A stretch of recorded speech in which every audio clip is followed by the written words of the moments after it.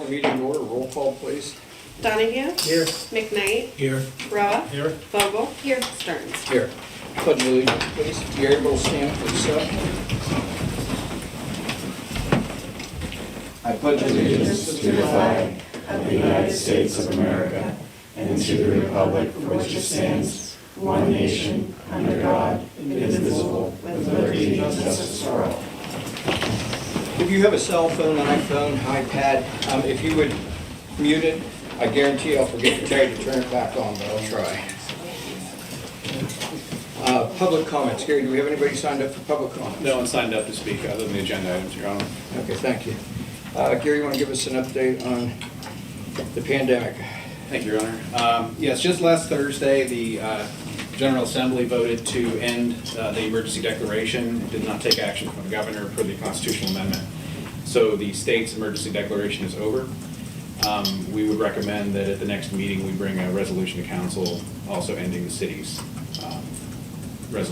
emergency declaration. So, All right. Anything else? that's all. Any questions for Gary? Notice of executive sessions, Katie? Your Honor, an executive session was held on June 7th, 2021 to discuss personnel. Thank you. A motion to approve the minutes from June 2nd meeting? So be it. Second? Second. Roll call? Donahue?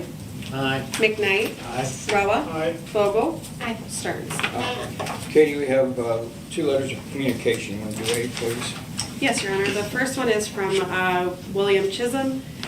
He says that he had intended to personally speak at the town hall meeting, but he is not a Meadville resident, taxpayer, or employee.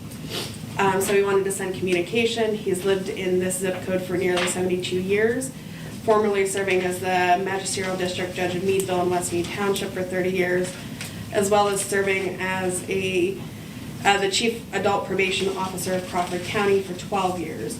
He pointed out that as the county seat, Meadville is unique unto itself, and any attempts to compare the need for dispatch services to other Crawford County cities would be like saying an apple is tantamount to an orange.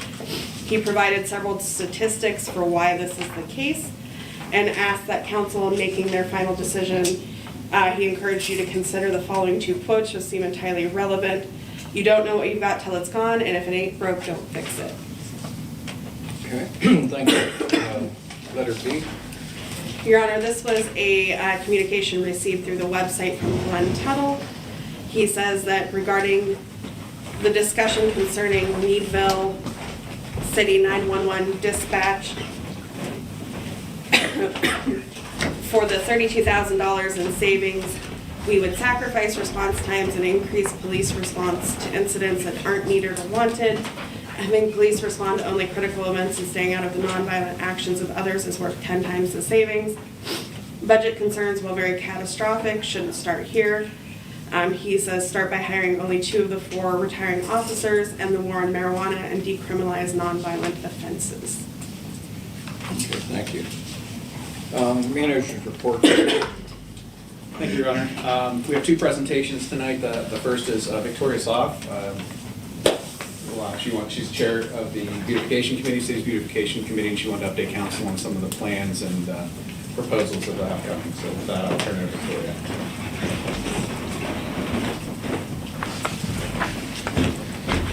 Council, thank you so much for having me tonight, and a special thank you to Mayor Stearns for resurrecting the beautification committee post the theme trip when we celebrated our 100-year connection, sister city, with them. So without further ado, I just wanted to give you an update that we were resurrected in 2019, and we started with 5 members. We have since moved to 12 always, sometimes 13, based on schedules.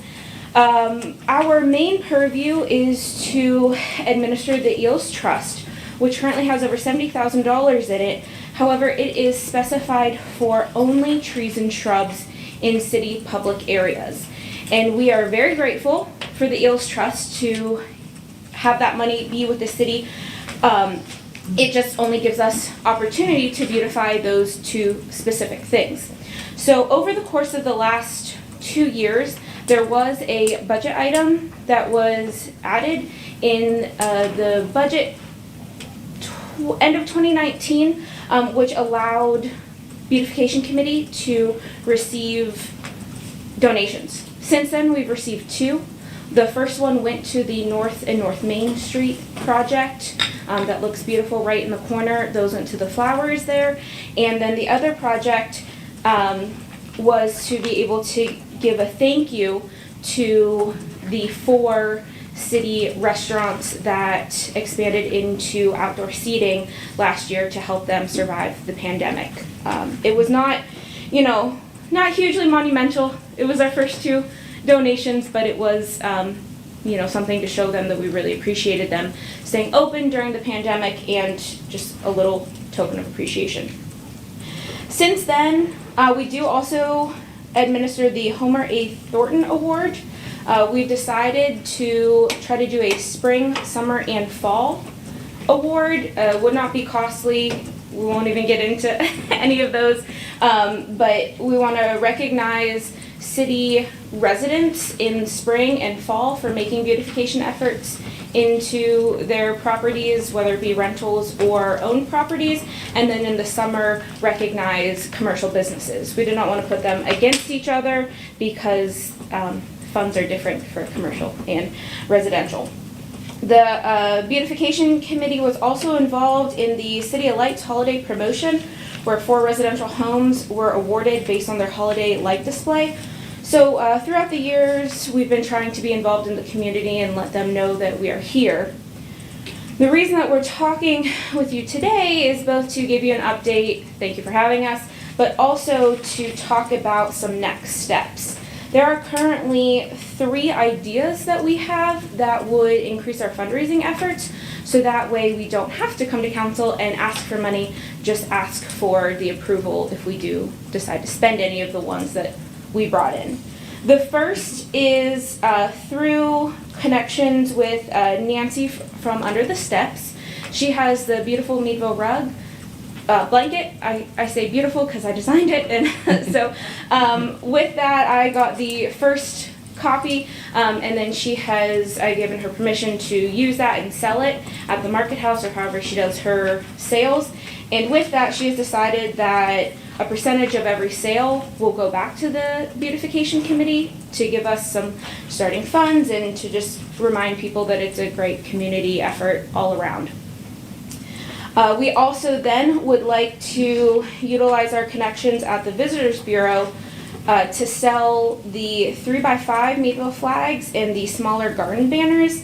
I know that the history of the flags and the banners, sometimes they're at City Hall, sometimes they're at the Visitors Bureau. We did get approval to reorder those and sell them, and once they come in, we want to shop local, Meadville business, and once they come in, we plan to sell them at the Visitors Bureau, and then the Visitors Bureau will donate a portion of those proceeds back to the beautification committee. So 2 of the 3 are essentially 0 effort. All we have to do is social media promotion or word of mouth to tell people where to go to buy these items in support of the donation that will come back. The third one is a little bit more effort if you all approve and allow us to move forward with it.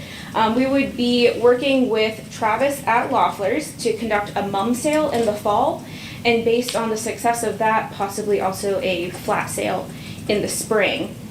That would be a very typical Excel sheet, name, how many, collect money, and then at the end of it, Travis would give us the proceeds once it goes to cost and everything. We would just have to get those sales going for him so he knows what to order. With all of that, it would really give the committee options to help do things as simple as have enough money to sponsor another trash can in some of the city parks, maybe a bench. I mean, we've gone as far as to say, what if we have a paint program? Now I know that is a 5-year plan, and I'm not asking you to vote or approve anything like that, especially as it does go to the public sector. But I just want you to know that we are bouncing some ideas around on what, once we have funds, what we can do with them. We are aware that we are not our own 501c3. that we are an entity from the city, and any donations do have to come to the city of Meadville with hopefully a memo line that says beautification, so we know where to earmark it. But with that, that is my general update about what we have going on. Just wanted to see if council is okay with that, because we do operate under what you guys want us to do, and this is considered in our definition a special project based on council's approval. So I just wanted to make sure everybody was on the same page on what we're hoping to do with the fundraisers, with little to a lot of effort. Is there anything that strikes you, sits unwell with you, that we should just take off the table now? Or do you need to digest it and get back to us? Deb, when they make a contribution for the beautification committee, that's coded when it's deposited then? It'll be kept in a separate line item from the traditional trust under Okay. the beautification committee, yes. Okay, and that money can be used for anything that they want to do in beautification? Yeah. It's not restricted just to... Right, it has nothing to do with the trust. They're just collecting under that committee. The ordinance that set up the beautification committee specifically says any special efforts, as Victoria indicated, any special efforts need to be approved by the city, which would be council, I think, in this case. So tonight, I think all we really need to know, all that Victoria needs to know is if council is okay with doing the fundraisers for the beautification committee, which would then come into the city general fund under its own line item. And then I think they're brainstorming ideas, obviously, and I think once they come back with some specific ideas, I think they need to come back to council and make sure that the council is okay with the ideas they're proposing, because it is, of course, in the city's name. So tonight, all that is really needed is that you're okay with them conducting these 3 fundraisers. I'm okay with it. Will the fundraisers kick in the solicitor's ordinance that we just passed a couple months ago? No, because it's a city, it's on behalf of the city or a, That's what I thought, but just wanted that for the record. I think the volunteers that are with you are willing to do this. I don't see any downfall from it. Bring it back to council and just let us know where you're going with it. Wonderful. So we'll move forward with the 3 fundraisers as set, and then of course before we do spend any money, I just wanted to get a temperature to make sure if somebody says, well, what are you doing fundraising for? We had some type of an answer that is okay with council. We will probably limit it to more of the trash cans, benches, smaller items that are more attainable. We probably won't mention anything about the paint project because we're not there yet. I just wanted to make sure that if we were to say anything like that, that it wouldn't throw council off or make anyone angry. The rug that you made, design, are you selling that out at the Bureau, or? We do, put on my Visitors Bureau hat. Yes, we do have, I believe at this point, 6 of Nancy's throws, one of which is the Meadville throw. So we can send people out there for them? Yes, please. Okay. Or the Market House. Oh, Market House. Yes, yep. She's always happy to order more and sell the ones that she has. So we have a consensus, do we? Yeah, we do have a consensus. Okay. No, Thank you. all right. And thank Perfect. everybody who's volunteering. Thank you. To make me go beautiful. Thank you. okay, the other presentation we have is Mark McGinty. He's with the YMCA. Mark, you want to come up? He's with Palin Bowden, also with YMCA. Here to talk about some potential ideas for improvements in Heidi Cooper Park.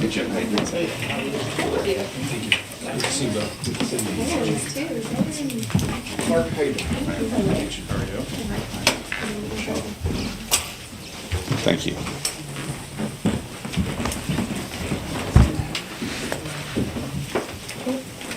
So I'm Talon Bowden, and I am the new program director at the Meadville YMCA. I started my position back in January, and Mark and I have been working since then on coming up some ways that we can have some community outreach into the community. So this is Mark. I'm Mark McGinty. I was basketball coordinator. I've been at the Y since, July of 19, August of 19. And I grew up here, moved away, and came back in July. So very happy to be here. Welcome back. Thank you. So I put together a pretty detailed proposal in front of you guys if you want to follow along with kind of what we have going on and the ideas that we have going for you. So we did like a quick overview of why we want to do this and what why we want to help the park. And I did include some pictures of the current status of the park in there. We are working to raise money to upgrade the parking lot, the fencing, and the courts at Heidi Cooper, so nothing to do with the pavilion, nothing to do with the playground, because we know we have a lot to work forward to. We wanted to make it a safe and enjoyable place for the community and families to go to. So currently right now the status of the park and the courts is pretty dangerous. It's not level, it's not flat for people to play on, so when they are playing you do have a high risk of twisting ankles and stuff like that. And then we do have future plans on here that we want to help program some of the parks in the community, and once the renovation is complete we will continue and program things like that. If you flip on over, I did go through specifications of what we would like to do to the parks. So currently we are looking into renovating the parks, the courts, and instead of having the two tennis courts and the one basketball court, we came up with a great idea and reached out to the community of having one basketball court that's combined with a tennis court and a pickleball court, and then in the back corner that's actually the smaller area would be a volleyball badminton court combined with shuffleboard, hopscotch, and foursquare. So we go from having a 2-sport area to upwards of 5 sports, including other smaller games along the sides. In order to obtain those courts, we looked into having one court continue being the concrete asphalt slab that's normal for basketball, and then I did include specifications on a sport court that is 100% warranty, lifetime warranty, that once we install it, if something were to happen to like a square that's there, we call it the company and they will replace it. We also looked at helping with the parking lot, which is currently not really a parking lot anymore. It has kind of crumbled a little bit, and we looked at leveling and paving the parking lot and getting it up to ADA compliance because there's not really any handicap parking there. So if you look through the pictures, it'll show you the current status of the park and everything that's going on. And then we have an estimated cost of the project. Obviously this cost can change depending on what companies we go with, who we're allowed to bid it out to and stuff like that through the city, and the long-term effects of what we put down. The total cost for the parking lot is going to be about $21,000, just the parking lot to redo. We are still working on getting some quotes. I've been working and reaching out to very local companies, and we still are looking for the concrete slab for the basketball court along with fencing pricing. We do want to, in the future, or currently have equipment there for the city to use and for everybody who is part of the city to come out and use. So we have equipment pricing as well, but in order to lower that cost, we can get old equipment donated from different schools and different things in the area. We also priced out some storage sheds so that we could keep them there and have them safe, because if we leave out all these nets that we're purchasing and buying, that's how they dry rot and why they fall apart and why we can't keep all these equipment for as long as we would like. I also did include the court plans, so the different layouts that I spoke to you about in here. So it does include all the different layouts that we would have in all the different games, and then how we would like to fund this. So we would like to fund we are going to do a 3-on-3 tournament. All our proceeds are going to go to the Heidi Cooper Park. It's a basketball tournament, yes, but we are also doing a giant family event as well. We have reached out to all local military personnel. They are all bringing different trucks and rock walls, and one's bringing like a tank looking kind of thing. We reached out to the city police. If they have enough staff, they're going to bring a cop car up. We reached out to the fire department. They're going to bring a fire truck up.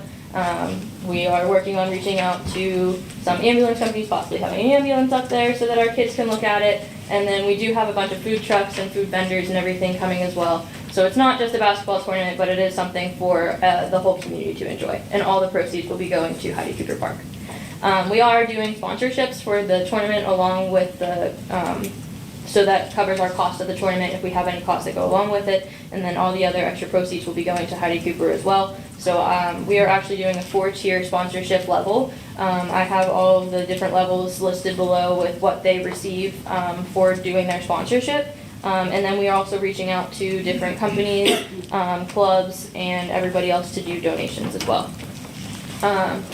That's part of our proposal, and then I also included specs about what this sport court is, because I know a lot of people don't know what sport court is. It's actually not a like rubber floor that's slippy and hard to play on, and I do have tiles coming from the company that are samples that I will bring up as soon as we receive them. There are multiple ways that we can lay the court down. It would, and the owner's manual is also included in here.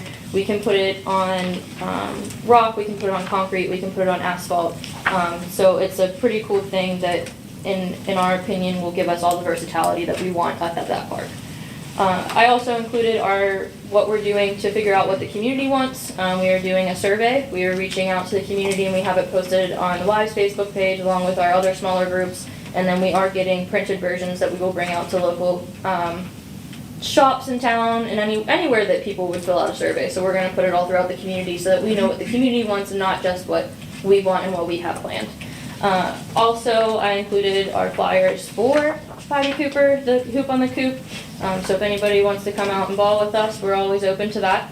Mark currently on Monday nights is going up to Heidi Cooper, and we are having a pickup night for the community to get the community involved, and so that they are at the park and seeing everything that we are doing and why we want to do this, and how that this is going to help the community.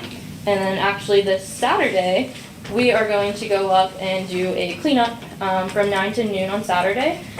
We have been speaking with Nathan. He is helping provide some equipment for us to clean up. We'll be picking up sticks, cleaning up garbage, pulling weeds, and then on top of that, he's going to get us some mulch, and then we're going to help lay that around some of the areas that are needed around like the playground and stuff, where the fall areas are. Any questions? I know I spoke a lot and pretty fast. Yeah, this is like really incredible. Thank you for doing Thank this. you. This is really, really awesome. And it like makes my heart very full to like see people like taking so seriously, right? Like investing in our public spaces and the things we share. And I think like at least from like my perspective, what we're seeing is like Heidi Cooper becoming a priority for the city and city funding through CDBG and a lot of stuff that is like admittedly slower, right? And like the timeline is different. And yeah, I mean, this is incredible. And I think like an ideal for me would be like, how can we make these things like work? Like, how can we make these timelines like work together? Okay. So that like we can do all of this like amazing work that you have like, you know, figured out that the community wants through like the resources that like we have and are getting.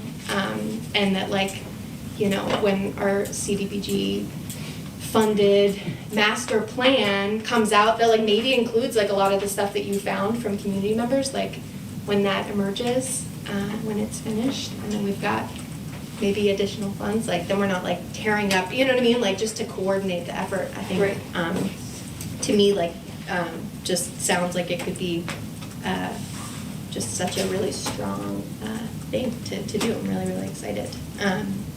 I envision that to start with maybe like a community meeting, which Gary you spoke to. I don't know how you feel about it, but like I think like some kind of meeting where like this, like the plan that you have and like the timeline that you're looking at and the timeline that like the city is looking at and like what resources we have and like how those align, I think would be really beneficial. I don't know how council feels about like, you know, setting up something like that where we can kind of try and like align, right, like this very amazing work with the work that our staff is working really hard to do, so that Heidi Cooper is. I know this is just Heidi Cooper, but like our ultimate plan would be to do like help with different parks each year. So like this year we chose Heidi Cooper obviously because we utilize it the most and it is the closest to where we are. But each year we would like to do something to help each park as our like community outreach to the community. I think it's a great idea. Myself being born, raised, grown up here, Heidi Cooper was very, very instrumental in shaping and forming. And I think it's a great idea. I think going on to other parts is, you know, it's gonna help. I know this, speaking as city council, I'm willing to do, and I'm quite sure we want to beautify, we want to make our city better. So I'm willing to do and hope that we can come together and come up with a plan where we work together. And I'm really happy to see that you're involving the community. You're asking what they want instead of going in and telling them what you think. I Right. think that makes, you know, Right. we need to do something for the kids here and for our neighborhoods. Yeah, and that's why we included like the versatility of the sport court and how we added more aspects to the court instead of just having tennis and just having basketball. We have all these other sports that are able to be played outdoors and on courts that we want to include as well. You've done a phenomenal job. Yeah, it's Yeah, always Just this is a great. Thank you. Yeah. thorough, complete, well-researched. Just a quick question, sponsors, do you have a deadline date for the sponsors? So our tournament is July 31st, is like our main goal to have as much funding as we can after that tournament, because that's where our main funds are gonna come from, is from that tournament. We have reached out to local companies and are working with different, people. We are working with, her name is Robin Ernst. She is president of the Meadville Land Services, and she has reached out to additional people as well, who are providing us with what we need to do with drainage wise, so that the courts don't continue to erode, and how we have that issue because the water's coming down and going over, or under instead of over, so that's why the ground's freezing and the court's cracking. And she's helping us with like all the different landscaping and the agricultural aspect of it, so like the creek that's there, what needs to stay to help support that creek and what needs to be done to fix that and help it continue what it's doing. So she has all the environmental aspects, she's very knowledgeable at all that aspect. So, If real you- quick. Go ahead. Go ahead. Go ahead, Gary. I have questions for you. So, to the end of, for design, and then construction. So, with design, we actually have Ashley Porter working on this. Yes. It's got serious challenges from as Ellen mentioned, with drainage, with topography. That's one of the reasons, of course, that the courts are so bad. One of the concerns we have with doing anything, as my understanding was, what is your time frame? What are you thinking for construction? We would love to have the park by next summer. Right, so that won't work for permanent improvements, because we need to Right. get, we need to get the design done. I mean, ideally, and at this point, I have to be completely honest with council, I'm not sure that we're gonna be able to do it for a grant for April, is when the next grant is due. I'm not sure from a staff perspective we can push that through. The issue is, we have the design issues, we need an engineer design to go to DCNR, Department of Community Conservation and Natural Resources, to be able to get that matching fund. It's a 50-50 match, and we're looking at $400 to $500 grand probably total project cost, based on what HP Way was. How much did you say? $400,000 or $500,000. Right. HP Way was That's 410. I'm comparing it with this and how long it took us to do HP Way. Sure, This is quite different. And so from a timing perspective, ideally, if we could get the grant application in by next April, we would hear by the following December, with the design happening in early '23, maybe construction at the end of '23, maybe. It's probably closer to '24 at this point, 2024. My concern with doing anything ahead of time is that, will we know, I mean, I get, next year we may know what would the ideal placement would be of amenities. I'd hate to spend any money on this, to do a new sport court, new fence, whatever, and then find later on that, well, that's really not a very good place, we have to move it. And I would hate to spend a lot of money and then say, this is just gonna work here. We have to move it, put it somewhere else, and we'd be kind of wasting that money. So there's that, and I wanna make sure that everyone understands that. The second part of it is, of course, it's city property, it has to be spec'd by designed and engineered and spec'd and bid and constructed per the state laws that govern how we can do things. So the $76,000 here is what you could probably do, but I'm not sure if we can get those same numbers based on what we have to do with prevailing wage and Davis-Bacon and other things that kick in because we're a government entity on doing that. I'm not sure if there's any of those costs in here, and I just don't know, because it's the first time I'm seeing this. What costs were you looking for? Well, your total project costs look to be, if I'm right, it looked to be about 76,000. Yeah, that's on the low end. On the high end, we're looking closer to 85, but that depends on like that, like what we choose to do for the courts. Would it be asphalt? Would it be concrete? What do we need to do? Yep. So that's why I did like a roundabout of 76, and the higher end, we're looking at like 85. Okay. And I'm not saying that it wouldn't come in at that. What I'm saying is that it might not come in at that because of what we're required to pay from a labor perspective. It might drive that up significantly.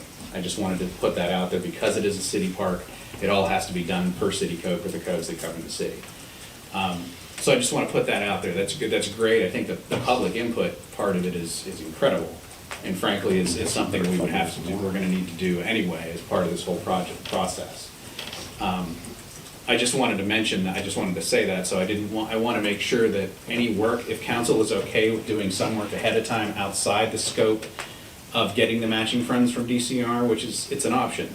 If council is open to doing that, I think what we need to do is be very, very careful on how we proceed from a design standpoint. So not make the assumption that we're replacing the courts where they are right now. They might be in a better place somewhere else. And if we can get that far down the road with Ashley and with the design and say, this is a better spot over here, maybe what we could do next year, we should know roughly where those locations are next year with Ashley. If we know that, and then maybe we can proceed with some of these other things and say, okay, it's better if we put the courts down at the bottom where it's a little flatter, for example. Yeah, I'm meeting with Ashley tomorrow at 9 a.m. Okay. With Ashley Porter. Yeah. Okay. So I just wanted to tell you that Highland, I know you went up, was Highland Park. Mark's was my neighbor when we were kids. I've known him since we were kids. Cool. But anyway, that took 4 years. Took quite a It took while. 4 years, and that was with me on council pushing to get it done, because I still lived in that neighborhood, and it was $400,000. Well, our thought is that kids want to play basketball, and right now, it's a hazard to play basketball. I still take them up there on Monday nights, they still play, but the hoops are probably from when I left here in 1987, they're still the backboards that are there. So what our main idea and our main goal is to get something down to where it's safer for those kids to play, to where they can play. We're not asking for any money from the city. We're not asking for matching funds from anyone. Right. We're fundraising. We're doing all the legwork on this. So yeah. Yeah, I guess I just, again, this is incredible, and you're doing, you're steaming ahead, doing really great work. And I guess I just wouldn't want to see, tens of thousands of dollars raised from the community for something that is gonna be there, and then like Gary said, it might, Correct. But if we hard make to it, if we make it awesome, then they're gonna wanna include it in the master plan, right? And it's not Sure, that we like, wouldn't yeah, want to yeah, include it. Well, That's not- and that's why we're Right, talking to yeah. Robin. We're talking to Robin about the drainage, if this is where the courts should really go. Sure. Do we really wanna put the courts there? Do we wanna put 2 basketball courts where the tennis courts are? Is that's gonna be better? Exactly. Or not? And I just don't want to waste Right. that money. So that's why we're talking to her Yeah. and getting all the quotes and getting the ideas and getting the actual, expert advice on that to make sure that what we want to do is going to be a good idea. Because we don't want to, of course, we don't want to do the same thing. We don't want to spend, this money for concrete and then have it ripped up. We would never want to do that. But right now, there's weeds growing up on the tennis court. There are no tennis nets over there. There's nothing for those kids to play. And that's why no one goes there. So, I'm just wondering, as I'm sitting here listening, we have a local manufacturing firm which may address some of the problems, I don't know that it would, hydro blocks. It makes some kind of a composite material out of recycled petrochemical products, and they use it for drainage, and that might be something to consider in respects. okay, very good. He's also working on the soccer field. They're testing some Okay. material out up there to see how that is. It's a great, as Autumn has said, it's a great idea, and I really like our parks. We just have to make sure we go through the right process. And Absolutely. Right. You don't want to. That's why we started here, sir. Not be on the right, Right. find out you got to redo it again. Yeah. You did a lot of work on this, it's impressive. So you're raising the funds now, so I'm sure they're going to go in an account until you Correct. have it. Correct, it'll be through an account through the YMCA, so all of the money will be through the YMCA. Okay. So they will have it all in a separate account for us so that we can monitor what we have going in. And then from when people register for like the tournament and stuff like that, all those funds already automatically go to that account. I have everything set up so that anything that comes in goes straight to there. So Gary, my question is, when we did HP, and we went through that process, and we met with the public, and the kids had their input, if we're using CDBG funds or funds for that, I imagine you have to go through that same process, even if it's different, if they're doing a different project than what we, say if we're looking at the playground equipment. That's what sticks in my mind when we did HP. Me and you, We went up and we met with the public and they put their input in, and we had to go through that process. But I guess if you're understanding what I'm saying, the project they're looking at, does it need to fall in with the rest of the park? Well, we would do public input, whether it's required by a funding source or not, of course, because we want to know what people, I'm probably not going to go and play on the swings myself, so I need to, I need to know. So don't count yourself out. You might have fun. We need to know what people what people who are going to use it are going to want, there's no Right. sense in building something. So that's always part of the process. From a funding standpoint, we use CDBG money, we use DCNR money, so it's state and federal money, we'll have to follow all the rules for that. But if there was a separate, no strings attached funding like this, if we could somehow merge that with our design where we can do that as phase one, Okay. and then we could do the rest of it as phase two that would be paid for with those funds. I mean, if we used 100% no strings money, we could do pretty much whatever we want. It would just have to come to the city, be spent by the city, bid, constructed through the city, because it will become a city asset. Right.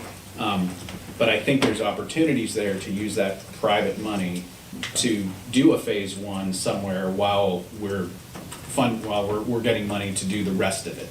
So the parking lot might not be something that we should spend that on, because that's really something I think we can fund through other sources. Right. But just for an example, but I think there might be a way to make that happen without having some kind of amenities maybe next year that can make it a little better, like a basketball court. If you could throw all your money maybe at one thing and say, we're gonna put this and we're gonna put it over here, and everyone agrees, this is a good place to put it, we won't have to tear this up as a phase one, and then while we're slogging through the very slow government grant funding process, we can finish the design, we can look at the parking, we can look at stormwater improvements, all those other things that we wanna do. It may be a way to kind of make some part of it happen sooner than later. But there's still gonna be, we'll have a public input process, we're obviously we'll take this for sure, people have said, into account, and then design our own public input process to piggyback kind of off of that, if that makes sense. Yeah.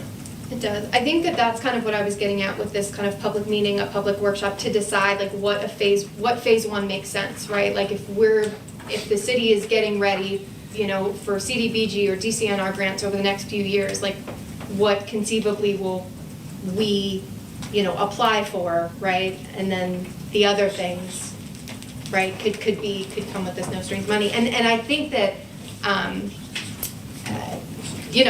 I'll defer to certainly what, we have to decide as council and that even staff do in terms of like what is most helpful. I would imagine bringing folks together in one room is also really helpful too. I know that there are other folks out there who are really passionate about Heidi Cooper and would support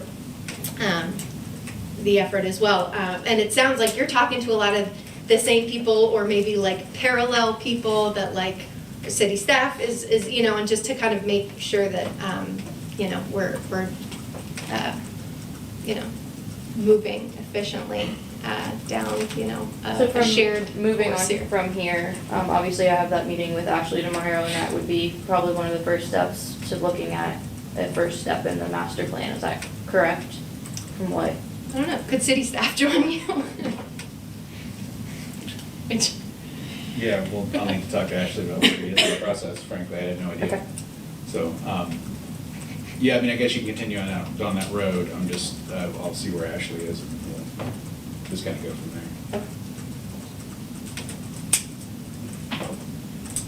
Any other you've been questions? busy since you got back, Mark.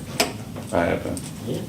I have a 7-month-old daughter, by the way, also. So she keeps me pretty busy. you will all probably see her around town sooner or later. We go everywhere, so. Well, thank you guys. Thank for you. being Thank you here. very much. Thank you for the Thank you. support. Stellar work, thank you. Thank you.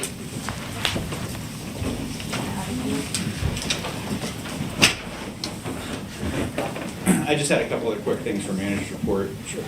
First, Crawford Area Transportation Authority has started bringing in rentable bikes, bike share program. You might have seen some of the stations, I think at the YMCA, I believe has one. What were we looking Or bike share. Yeah, right up to the Y. Yep, and they have some Nerds Trail around. I met with Tim last week, 2 weeks ago, with CATA, and they're going to put one at the Mill Run parking lot. This is behind the DEP building, and one at Bicentennial Park on an experimental basis. So if it proves to be well-used and Tim thinks it's a good location for it, we'll come back to council probably next year for a formal license agreement, such as we've done with exterior seating, something like that, pretty simple license agreement. But for this year, it'd be experimental, so he's going to put those there as soon as we get the insurance from them, and we'll see how they work. So if you see those at Bicentennial in the Mill Run parking lot, those were identified by Tim as prime spots. So if you see those there, that's what those are. So we're just partnering with CATA to see how these bike shares work. They're really cool. They work through an app on your phone, essentially. It has a credit card on it, so it's pretty cool. Next, I want to remind council again, the public again, that the upcoming events at Diamond Park, there is the volunteer cleanup coming up on the 19th from 8 to 12 with the Y, as I mentioned. And then on June 25th, the Erie Phil is coming to the Diamond, 7 o'clock to play a show. And then the Meadville Council on the Arts concerts begin July 1st and continue every Thursday through August 5th at the Diamond as well. Last item I had is the July 7th meeting. I was just curious if council, if this midsummer meeting would be interested in canceling that meeting in favor of the next, the other meeting in July would be the next meeting that if council's interested. I won't be here for the July 7th meeting. So you're in favor of canceling it? You can have it, I just won't be here. I have no problem canceling it, but if we have to act on some executive items in the meanwhile, how do we handle that? Are you gonna answer that, Katie? We can always hold a special meeting of council. We just have to advertise within advertise it. 24 hours, All right. so. All right, thank you. So is council interested in canceling that? There's two, I heard. Yeah, that's fine.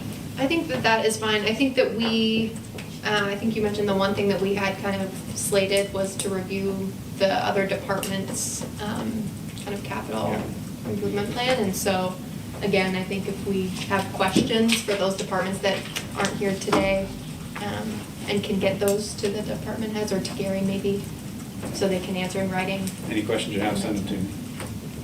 But, So we get a consensus? Yeah. Okay. No meeting on the 7th. go on vacation, Thank you, council. That's all I had for my manager's report. Thank you. Council's priority, home rule, still have a table, and the countywide assessment, still tabled or on hold. Any other comments from council on those? I will just say the home rule charter process is the primary task of the VISTA, which does start before our next meeting. They do start July within 6th. within the July month. 6th. So not totally on hold there, and pending, I guess, our discussion later in the meeting about moving dispatch. Do we want to add, we had talked, Gary sent around the stamp recommendations. Yeah, we can put that on. Do we add other priorities? We- Do we wait until we get that? Is Katie working on a You'll get it tomorrow. form? Yep, so I'll wait. we do have that, in the council packet, we do have that chapter that has all the recommendations in it. Katie's putting together a survey, an online survey for council to rank all of those priorities, to be able to add back into this list for the council priorities, to replenish the list, if you will. Okay. We would plan on talking about that probably at the next meeting, once we get the results of that survey in. Sound good? But Committees, I'm sorry, council committee reports. Bottom, anything on the beautification? Thank you for being here tonight, but do you have anything you want to add? Victoria said it all. There you go. Finance, Jim? Yes, I do have something, Your Honor. I'd like to note, with many sadness, that our finance director has accepted a position which offers professional growth in a community that has more sunshine, warmer weather, and only 5 inches of snow. I'm not sure why you'd want to move there, but in any event, she's done a phenomenal job for us. We wish her well, much happiness and success in new endeavor. Thanks, Jim. French Creek Council, nothing. NAACP, Larry? Nothing. Autumn. Parking Subcommittee, Larry, Autumn. Development Authority, no, I don't have anything to really update, unless you did. Recreation Subcommittee, again, Just other than what Mark presented. Presented. I concur, yeah. and Tax Exempt. Sean? Jim? No one's offered us any money. Okay, old business, authority boards and commissions letter of resignation. Katie? Your Honor, I have a letter of resignation from Kirsten Ains. She is stepping down from the Market Authority effective June 7th. Motion to accept the resignation with regret. Second? All second. Any discussion, comments? We want to thank Kirsten for the time she put on the authority and the work that she did with the authority. They're still going through some changes and appreciate her helping with that. If there's no other comments, roll call. Donahue? Aye. McKnight? Aye. Roa? Aye. Vogel? And Stearns. Aye. We have a discussion on the city temple. Did I miss something? Nope. Show yours. Okay, so moving on to the capital discussion. Council had a couple questions last month, one regarding police and fire radios. I included that memo to explain what the difference was in the costs. I don't know if anyone in the council had any questions on that memo as to why the fire department ones were so much more than the police radios. That was that memo. I don't know if anyone had any questions on that.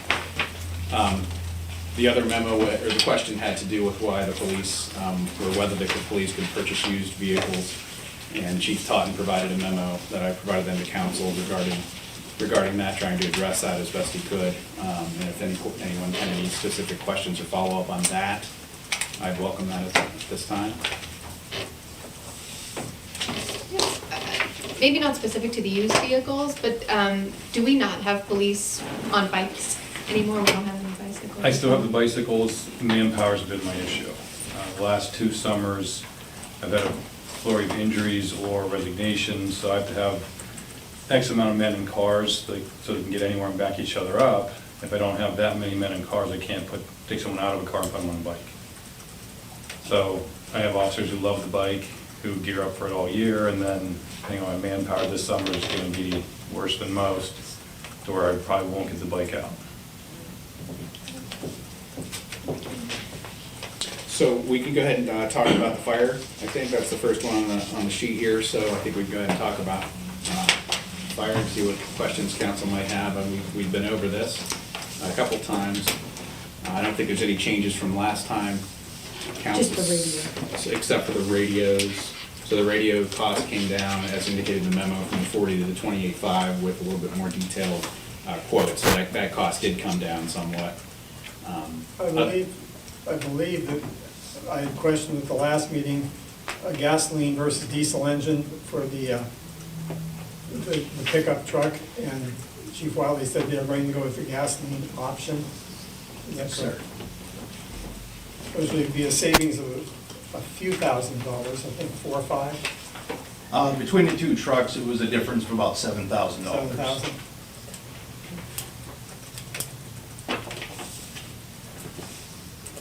Is that the squad truck? Yes.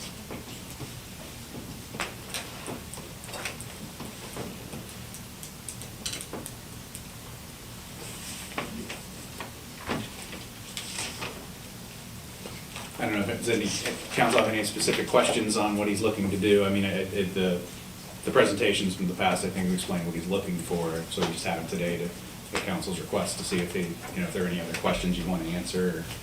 Is there anything you want to add? Not to cost. No, actually, we're trying everything we can with grants, donations, trying to lower everything we can off from the capital.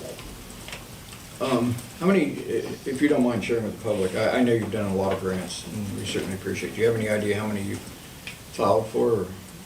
We've received 2 back from the state already, an EMS and a fire grant. We have those, we have the equipment order that came with those. There's one that I see is on the agenda for a Highmark grant that was new this year. We also put in that we have the squad vehicle on that, the radio, so we're hoping things will work out for that. We have a few more that we're looking into, actually. And we did have a very generous private donation that wanted to remain anonymous that helped with our thermal imaging problem. We were able to purchase a thermal imager. They're smaller, but one for each of the air packs, so every firefighter now has the same capability. So if we have to separate, for whatever reason, in a fire, doing a search, whatever, everybody's equipped the same way. So to be clear for the chief, the squad truck and the portable radios, items 5 and 6, both are under that Highmark. Yes, sir. So when you see applied for grant on the right side on the third column over, it says applied for grant, that's the grant he's referring to. And of course, with the pumper, the Quint, the first item here, it says applied for grant, that's the federal earmark that we're going to be seeking through through Senator Casey's office. So those are the references to the grants that are on the sheet in front of you.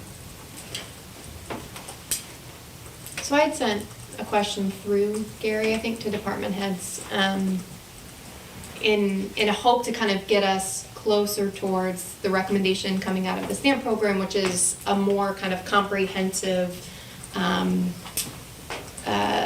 capital improvement plan that looks at 5 years and takes into account, right, like visions for our departments and our city operations. And so kind of with that in mind, had asked, right, what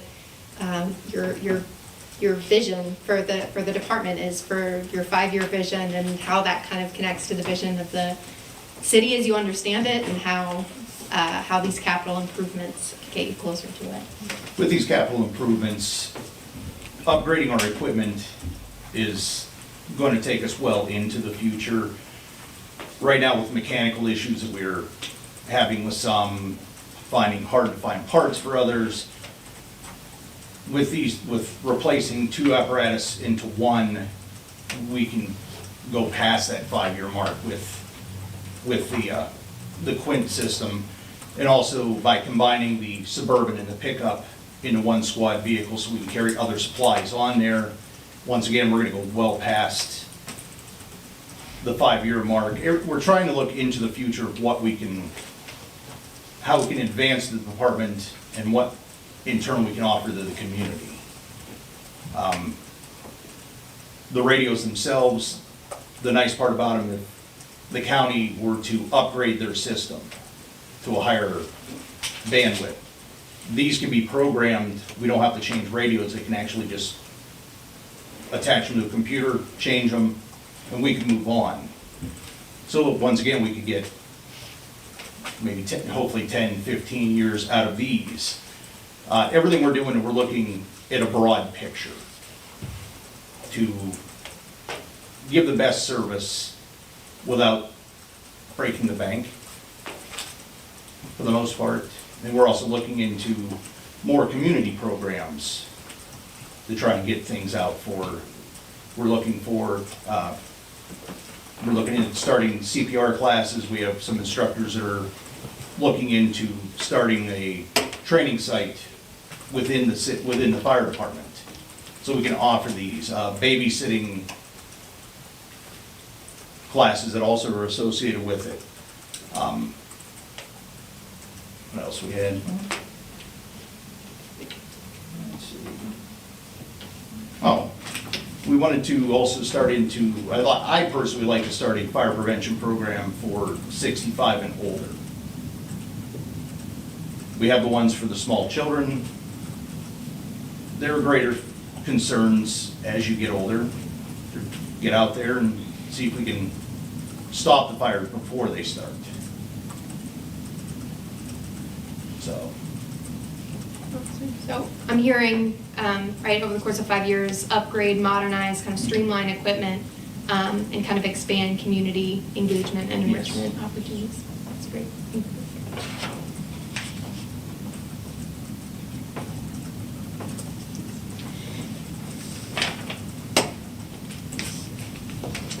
Jim, any questions? A general comment, and it's not about fire, it's about capital borrowing in general. We're talking about probably a 20-year term of capital borrowing. The problem, as I see it, is that a number of pieces of equipment are 3, 5, and 10-year lifespans. So in other words, a number of years down the road, we are still going to be paying for items that no longer function. And that's a concern. Now, given the current bond market, it makes sense to borrow, but there is that caveat going down the road that we may be paying, as they say, on a dead horse in the years to come.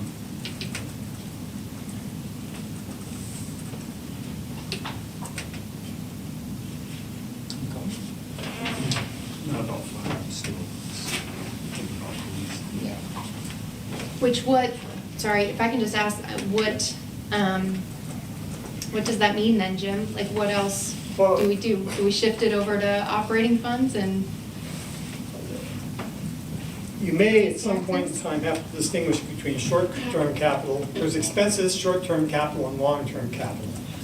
And so we may have to develop a funding mechanism, be it reserves or whatever, to take care of the short-term capital expenditures that we know that we're going to keep on incurring. And that would leave more money available under long-term borrowing for projects that have a life expectancy. No problem with for example, with the fire truck. The fire truck, if history is any indication, should last as close to 30 years, 10 years beyond its amortization date.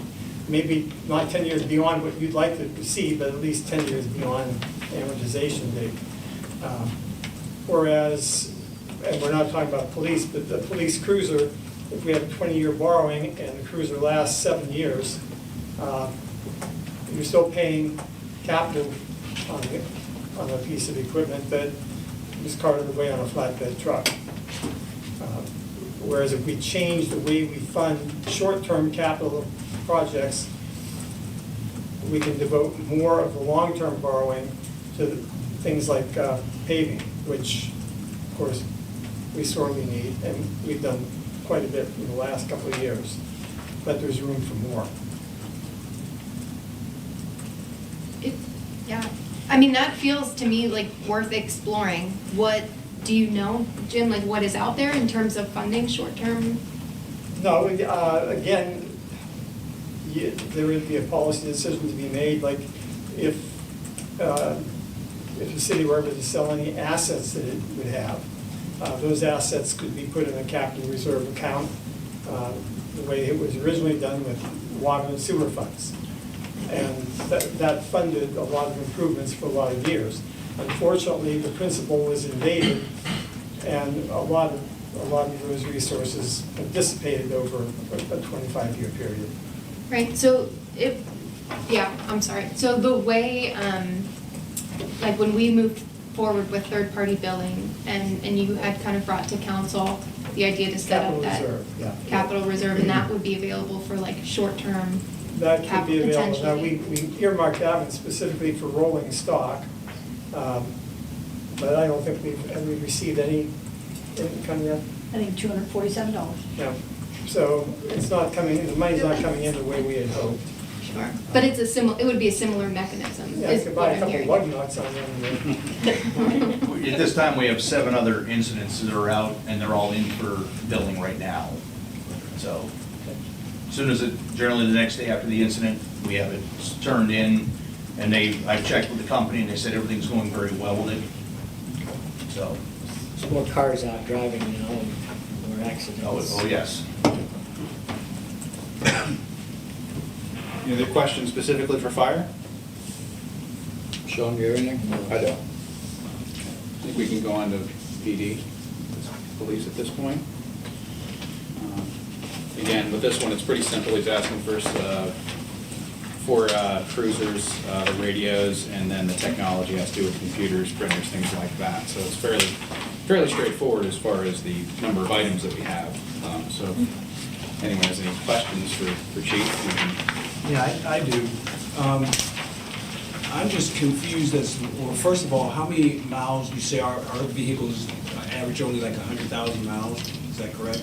So the patrol vehicles, I have 5 vehicles set just for patrol officers.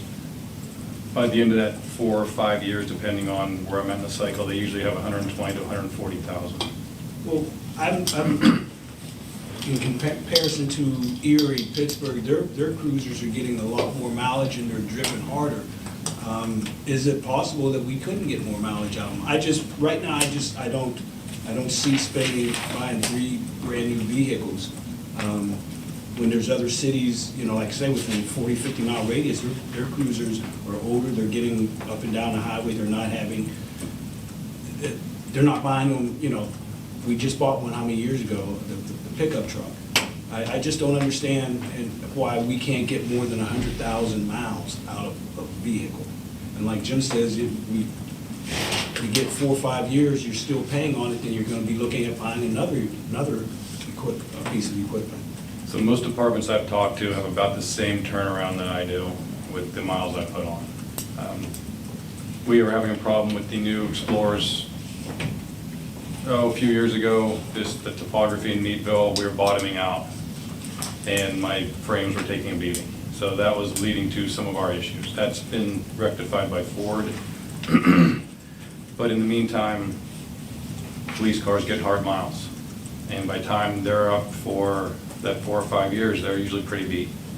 So I don't know if it's different terrain in Erie, they have more cars. Some of these cars are single-use vehicles. So if you have one officer driving it, and that's his vehicle, it's treated differently than everyone driving it 24/7. So if one officer is driving the vehicle, it's only on during his shift, where my vehicles just get rotated through everyone because everyone shares the same cars. Yeah, see, you also made a comment about used vehicles. Now, there's different companies throughout the country in Pennsylvania that buy and refurbish. I mean, I'm just looking at, we're looking at $150,000 to $160,000. I'm trying to think, is there some other avenues we should be looking at before we spend that money? So our one trial with the used vehicle is buying a used vehicle from Westmead. We had barely 2 years of service out of it, and the engine blew, and that just took it out of service. We had multiple issues leading up to that, to where I was spending money monthly repairing it. I understand that's Westmead, but there are companies that are in business that's their job. They get fire equipment, police cars, they refurbish them, or they do what, and then they sell them to municipalities. Have you looked into anything like that? I have not. Over the years, has our fleet grown? I have a memory that we used to have 5 to 7 vehicles. Now I think we have 10. We have 10. So through the years, we added a school resource officer who then needed a vehicle. So that bumped us up one. When the parking maintenance and collections was shifted over from Public Works to the police department, we had to add another vehicle, so that there's 2 there. When I was hired, I want to say we had 5 patrol cars. And then always had at least one unmarked detective vehicle that has a dual purpose, as, you know, guys might take it to a training, so they're not in a marked vehicle in some other town off duty. And then the other 2 additions would have been the school resource officer and the parking enforcement. So how many cruisers do we have now? 10, well, 10, my fleet's 10 vehicles. Our fleet is 10. 5 of them are patrol, and then the other 5 are 2 for the school-based. The K-9 is a specialty vehicle, the parking, and then the unmarked. And the K-9 vehicle is in the process of being repaired? Yes. Mike, on the vehicles, there's mileage, then hours of use. Do you have, I know probably the fire trucks have hours of use. We don't have hours of use. You do not? Okay. Because it's a little bit different than mileage. You may Yes. drive 10 miles, but that car may be sitting and running for 2 hours. So Mhm. there's a difference in the wear and tear on it too, if you use hours of use. Yeah, so the newest ones usually are running 24/7 in some manner. So And they can as- have low mileage but high use. And then as they get older, they're not used as much unless something is broke down, then we start tapping into the older cars. So first few years, they get a ton of miles, and that slows down until you have a car wrecked, a car broken down, and then you have to tap back into the old ones.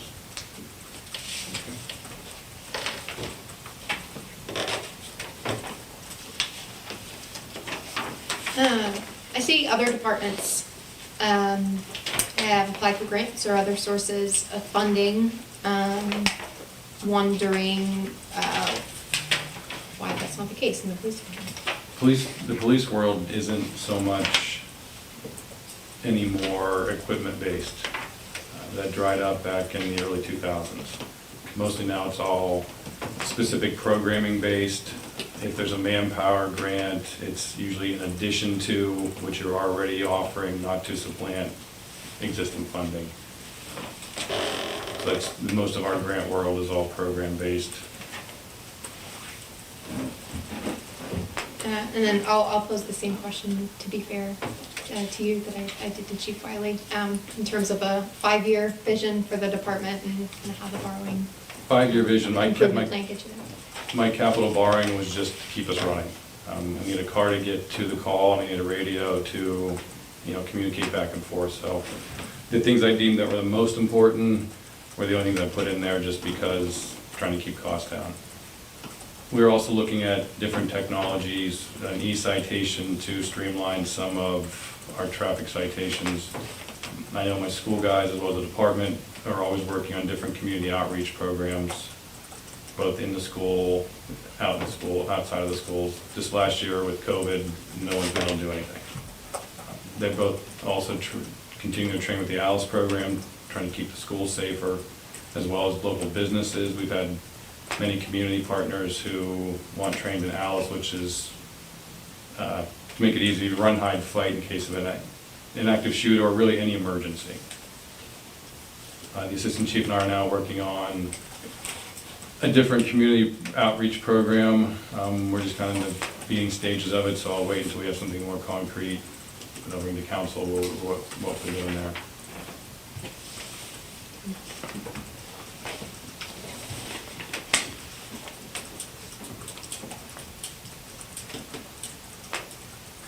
Any questions, Jim? Thank you for your time. Thank you. Any questions? One, any more? Sure. Thanks, both of you. If they need to leave, they can. You can take off if you need to. I was maybe waiting for the last item on the agenda. So at the next meeting, we'll take up the remaining items on the capital plan and go from there. I think the invitation to leave can go for anybody. Yeah. It's been an hour. Yeah. We've got a lot more to go.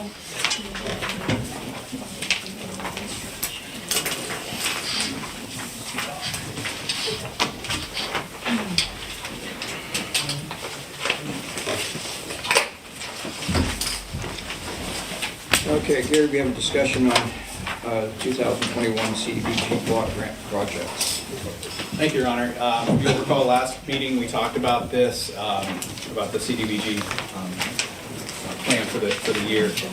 There was a question toward the end of that. Common Roots had requested funding, but any of the infrastructure attached, if you will, attached parts of it to the house that they proposed funding for would not be permitted under, because it's in a floodplain. And so there was a request made that, how about anything that would not be attached, if you will, to that end. I'll give it to Mary Ann here at this point, who did some follow-up with county and state on whether that would qualify. You can take it away. So Common Roots was provided with a list of exceptions to the overall ineligibility of CDBG use in a floodway.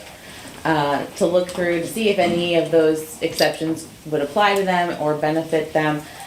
They did come back with one proposal, which you have in your council packet. It was for the acquisition of some different appliances. There was some debate as to whether or not appliances, such as a dishwasher, stove, those types of things that are actually affixed to the house or inside the house would be an exception. The position that ultimately the county took, which will also be the city's position, is that those are not eligible expenses. They would be considered too much of a liability if the property were to flood. So from that standpoint, the recommendations that council received from staff last time are the same as this time, and you have those in your packet as well. So just as a reminder, you have the administration, which covers county and city administration up to 18%. Planning, this will go to the Heidi Cooper Park Plan, city paving for North Cottage Street, code enforcement, Fairview Fairmont Apartments, Heidi Cooper Park for the amount of $70,000, and then Meadville Fire Department for their squad vehicle. So today, all that's needed is a consensus from council. If council agrees with this list or wants to change it, we need a consensus from council, then that money, that is then given to the county. They hold the second public hearing to present this and take any additional public comment on that. Once that's finalized, it comes back to council in September, October? Yep, so the second public hearing, if council approves this recommendation, would be August 11th. It'll most likely be in the evening, somewhere around 5 p.m. The county, as Gary said, will hold this meeting in person at the county offices.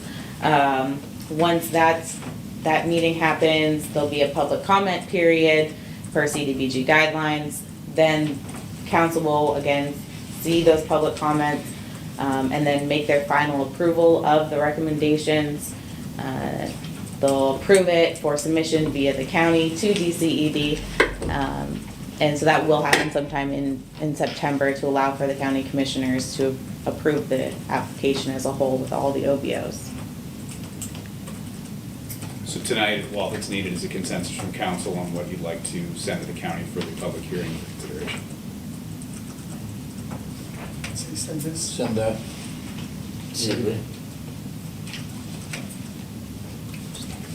I want to convert brick streets. CDBG money. But they can come, residents can come, right, to the, Correct. to the hearing. What time is it? No official time, probably about 5 p.m. They tend to do their meetings in the evening on August 11th at the county. You got So we're hearing consensus. Thank you. Thank you, Marion. Resolution authorizing signatures for sale agreement on Wadsworth Avenue. Katie?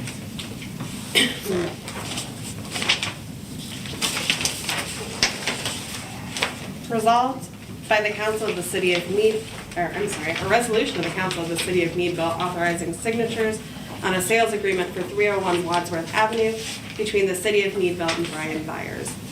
Resolved by the council of the city of Meadville that the attached agreement is hereby approved and adopted substantially in the form attached here too, subject to final approval by the city solicitor, as and for a binding and effective agreement of the city of Meadville in accord with its terms.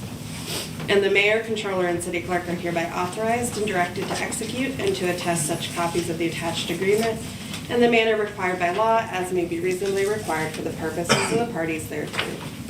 Motion, please. So moved. Second? Second. Second. Okay. Is that okay? Yeah.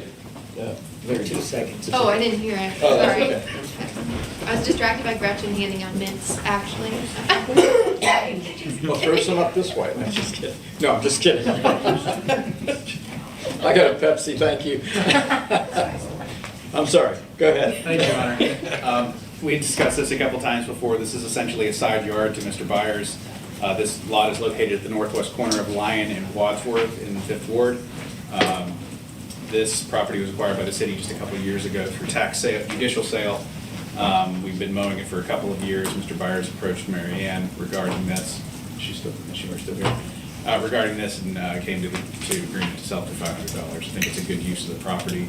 This is kind of what we'd like to see. It used to have a house on it, it burned with these vacant lots. It doesn't have any other development value, I think, other than getting it to a neighbor, so this would be good use of the property. Great. Any questions? Roll call? Donahue? Aye. McKnight? Aye. Roa? Aye. Vogel? Aye. Stearns? Aye. Katie, we have a resolution adopting the Crawford County 2020 hazard plan. A resolution of the Council of the City of Meadville to adopt the Crawford County 2020 Hazard Mitigation Plan. Resolved by the Council of the City of Meadville that whereas the City of Meadville, Crawford County, Pennsylvania, is most vulnerable to natural and human-caused hazards which may result in loss of life and property, economic hardship, and threats to public health and safety. And whereas Section 322 of the Disaster Mitigation Act of 2000 requires state and local governments to develop and submit for approval to the President a mitigation plan that outlines processes for identifying their respective natural hazards, risks, and vulnerabilities. And whereas the City of Meadville acknowledges the requirements of Section 322 of the Disaster Mitigation Act of 2000 to have an approved hazard mitigation plan as a prerequisite to receiving post-disaster hazard mitigation grant program funds. And whereas the Crawford County 2020 Hazard Mitigation Plan has been developed by the Crawford County Office of Emergency Services and the Crawford County Planning and Community Development Office in cooperation with other county departments, local municipal officials, institutional stakeholders, and the citizens of Crawford County. And whereas a public involvement process consistent with the requirements of the Disaster Mitigation Act of 2000 conducted to develop the Crawford County 2020 Hazard Mitigation Plan. And whereas the Crawford County 2020 Hazard Mitigation Plan recommends mitigation activities that will reduce losses to life and property affected by both natural and human-caused hazards that face the county and its municipal governments. Now therefore be it resolved by the Council of the City of Meadville that the Crawford County 2020 Hazard Mitigation Plan is hereby adopted as the official hazard mitigation plan of the City of Meadville. Be it further resolved that the respective officials and agencies identified in the implementation strategy of the Crawford County 2020 Hazard Mitigation Plan are hereby directed to implement the recommended activities assigned to them. Motion, please. So moved. I'll second. Jim seconded. A second. Just kidding. You really want to mint, don't you? I'm just kidding. Carrie, go ahead. I can't imagine what I could possibly add to that resolution to make it any clearer. Yeah, it's pretty clear. 460 pages worth. It's, exactly. It is a long report, or a long plan. This is required, of course, to receive any kind of hazard mitigation response funding from the feds. So we're just adopting the county's plan, so not much more to say. Any questions? Roll call? Donahue? Aye. McKnight? Aye. Roa? Aye. Vogel? Aye. Stearns? Aye. Under new business, we have discussion renaming Willow Street in honor of Joni Foster. So if you want to take it? Sure. This is just discussion. You'll recall over the last couple meetings, we had been talking with Mr. Andy Schreckengost, who had brought this to council's attention that maybe something should be done to honor Officer Foster. At the last meeting, we had talked about several opportunities and settled on potentially dedicating a section of a street in his honor, as we did actually last meeting for Ted Watts. Katie reached out to Officer Foster's daughter, Tammy. Is that correct? Okay. And she indicated. Yes. Okay. What did I say? No, you're right. Okay. I'm sorry. And she indicated she had spoken with her mother and determined that maybe a dedication of the street would be appropriate. In this case, it would be, as suggested by Deputy Mayor, Willow from Main to Liberty, South Main to Liberty Street. And if council agrees with that, we can go ahead and prepare a resolution for the policy for the next meeting for adoption at the next meeting, and then we would, of course, sign that as we have with the others we've recently done. Yeah, I'm fine with it. I agree. Sounds great. Yeah, good. Got what you need, all right? Thank you for reaching out to me and Nikki. Yeah. Sure. Okay, now we have a resolution, oh, I'm sorry. Yes, we do, we have a resolution authorizing signatures, extension request. Okay. A resolution of the Council of the City of Meadville authorizing signatures on an extension request for the Rainbow Dam Cooperative and reimbursable agreements between the City of Meadville and Natural Resources Conservation Service, U.S. Department of Agriculture. Resolved by the Council of the City of Meadville that the attached agreement is hereby approved and adopted substantially in the form attached hereto, subject to final approval by the city solicitor, as and for a binding and effective agreement of the City of Meadville in accord with its terms. And the mayor is hereby authorized and directed to execute and to attest such copies of the attached agreement in the manner required by law, as may be reasonably required for the purposes of the parties thereto. Motion, please. Motion? Second? Second. Okay. This is required by the federal government, who is both funding and overseeing the redesign, design of a rehab for the Rainbow Dam. There's actually two resolutions tonight regarding this. One of them is to authorize signatures on a request to extend some agreements we have with the federal government in overseeing this process. And the second is authorizing signatures on those extensions. Essentially what this is the engineers looking at this have found that there's additional issues with the dam that they weren't aware of before, taking additional study, so resulting in the need for an additional year or so of study in the design of the rehab. So what this would do is basically request that the federal government add another year to this so we can continue with the design. That's all this is. Okay. Any questions? So basically, we're asking the federal government to give us an extension because their people need the extension. Exactly. That's, okay. It's a quirk of the way it works within our CS, yes. Okay, That's correct. makes sense. Any other questions? Roll call? Donahue? Aye. McKnight? Aye. Roa? Aye. Vogel? Hi. Stearns? Aye. Let's see, we have a resolution ratifying the submission. Yeah.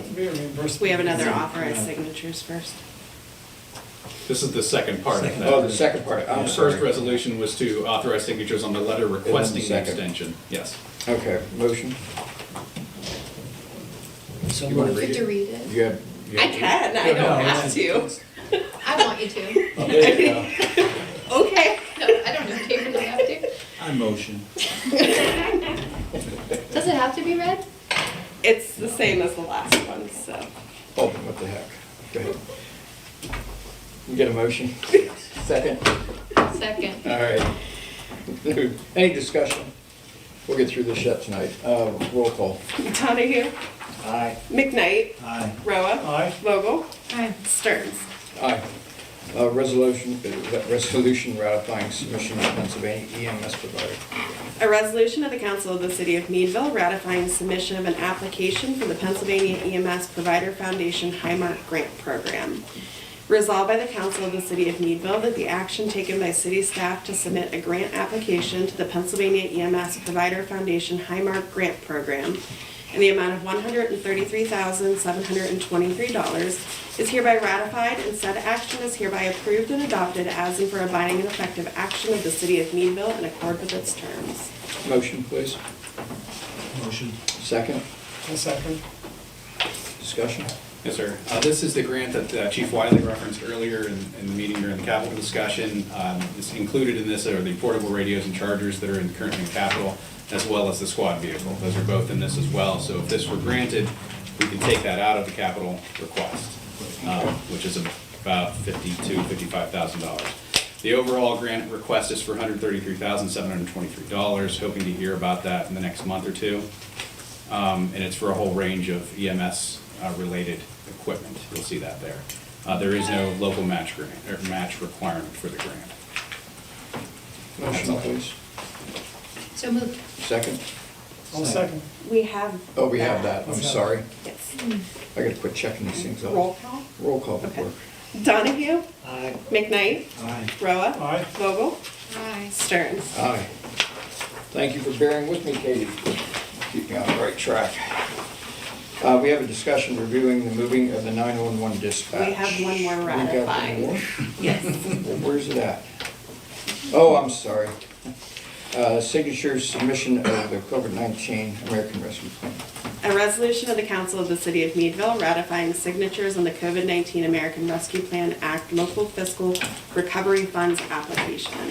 Resolved by the Council of the City of Meadville that the action taken by the mayor and city manager to sign and submit an application to the Pennsylvania Department of Community and Economic Development on behalf of the United States Department of Treasury in the amount of $1,324,588.88 is hereby ratified.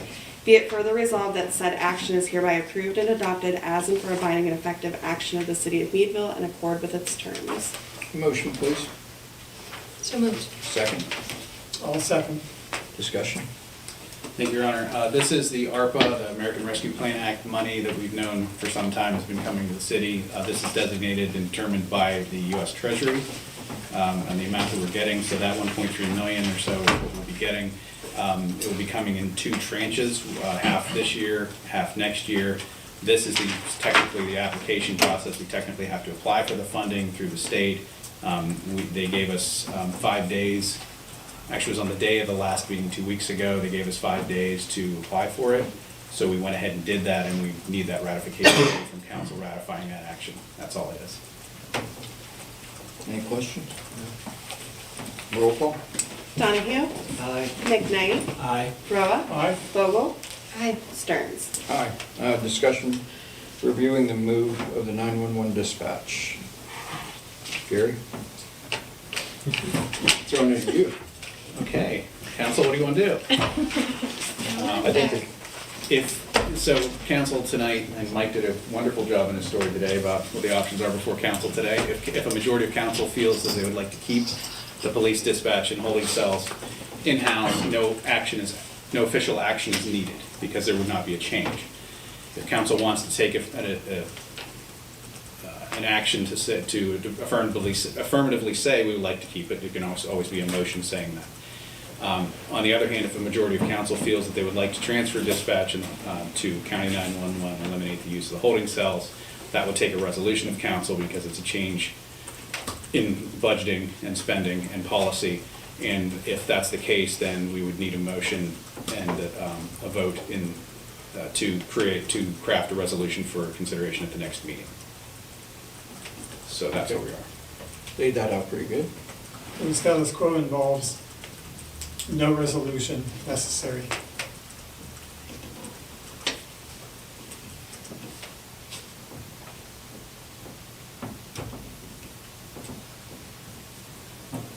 I personally like to go on the record by saying I want to keep it in-house. So I'll make a motion. Mayor can do that. I agree. I'll second. Good discussion? At this time, I believe it should be kept in-house. We would need Chief Cotton's approval to do this, and he'd have to oversee the whole thing. And he'd have to really want to do this. And it's a lot, there's a lot of moving parts, and you need the city manager to help him coordinate it. And it's not happening right now. I really don't know what, there is a drug problem. I don't think it's just here, it's everywhere. And one of my examples, it really bothers me, is my son is 5 years out of high school, and 2 kids from his class OD. And it's a class of 200 from Meadville. I graduated 350. Nobody OD'd, ever. And I said, there is a drug problem, and I don't want to throw in trying to reorganize the whole police department while we have these things going on right now.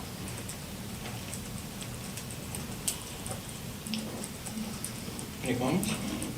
I mean, certainly I think with all of the moving parts in our staff, it doesn't feel like the right time to take on a big structural change. It was made very clear at the town hall that at least the public that showed up is obvious, was very overwhelmingly not in favor of moving dispatch, which I understand. I don't want to move dispatch. I don't want to sacrifice people and their jobs. I don't want to make cuts. I was a casualty of that as well, and it is hard. It's hard for all folks involved.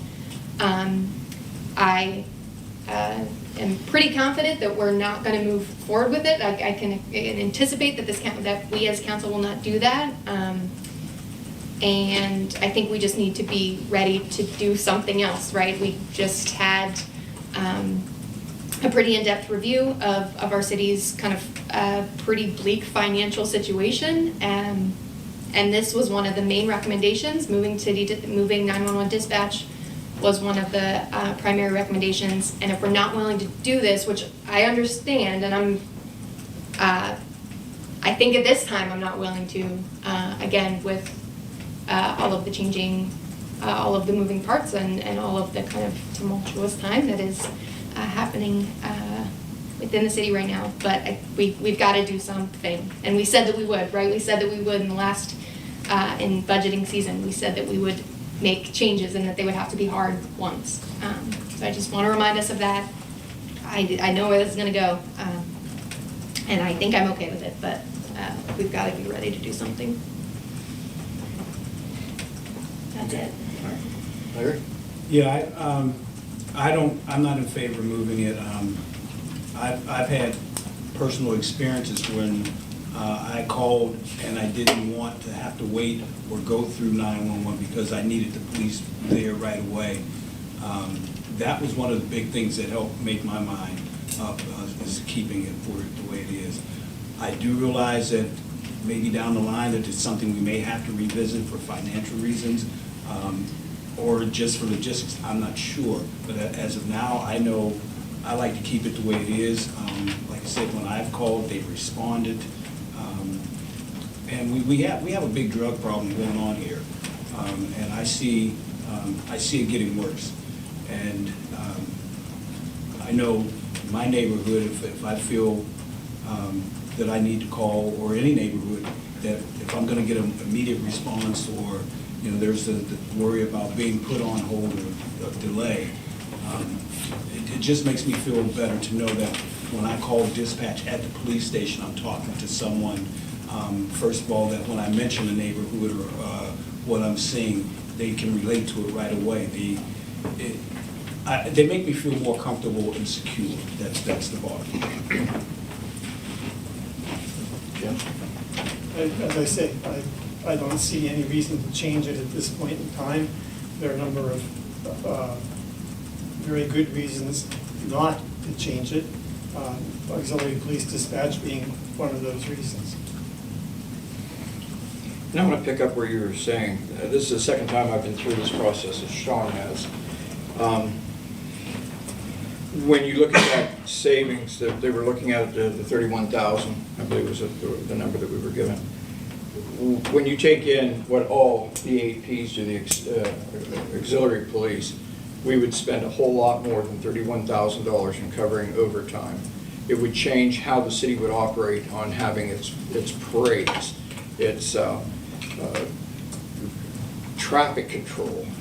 We'd be eating up more higher hourly rated staff than we're doing, which we appreciate these volunteers. They save thousands of dollars. So that's why I can't support moving it. And my feelings haven't changed in 5 years. So it'll be the last time I get to do this. So I will ask for a roll call. Donahue? What's the vote? Yeah, what is the Table? vote on To this? keep it in-house. Keep it in-house. Is that what we said? Mhm. Yep. Okay, so it'd be aye? Yeah. McKnight? Aye. Roa? Aye. Vogel? Aye. Stearns? Aye. Thank you guys for going through all that. Thank the staff for all the research and time and effort that you guys put in for the second time around. So we appreciate that. We have no other business, so I'm going to ask for, council member statement, Jim. Start with you tonight. Thank you. Just, again, thanking Debbie Olakowski for her wonderful service, her professionalism, and wishing her well in the future. And I think this clock must be broken because we have not been here for 2.5 hours. It shows only an hour and a half.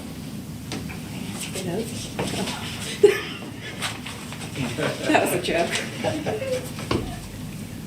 That was a, Larry. oh. Larry? You Yeah, need I'd cue like to- cards, Katie. You need to Yeah, tell us really. what he does. Even though I haven't worked with Deb, I appreciate what you've done. I've learned a lot just by listening to you. I wish you well in what you're going to do and enjoy the sun. Thank you. Autumn?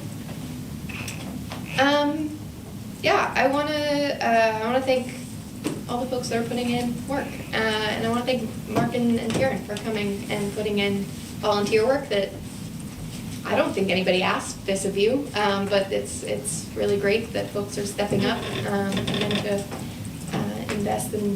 invest in and take care of the things that we share. I think it's awesome. Victoria, similarly, beautification committee, it's great stuff. I think we can go a lot further when we all go together with volunteers included. Yeah, see you in the park on Saturday to clean it up.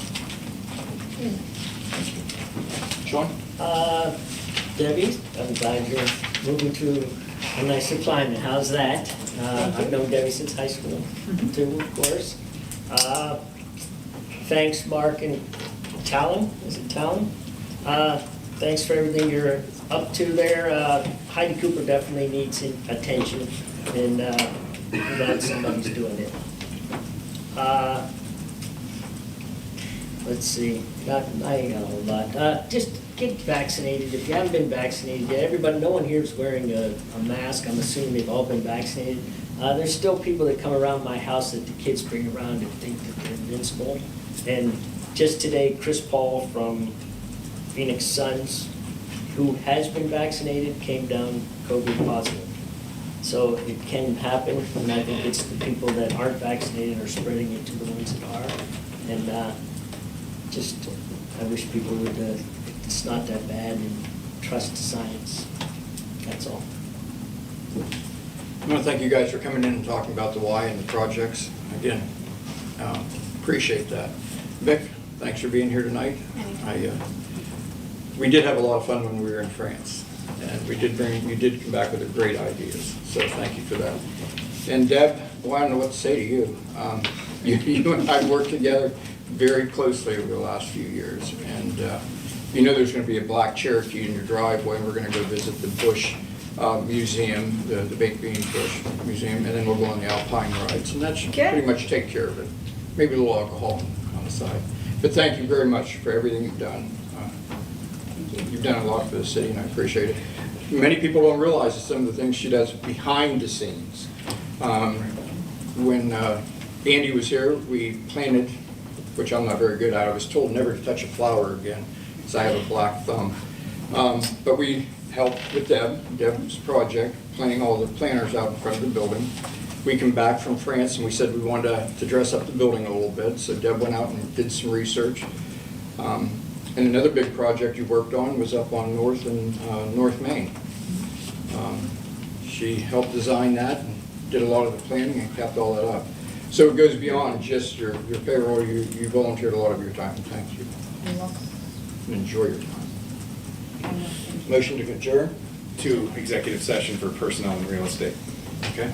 So moved. Second? Second. Roll call?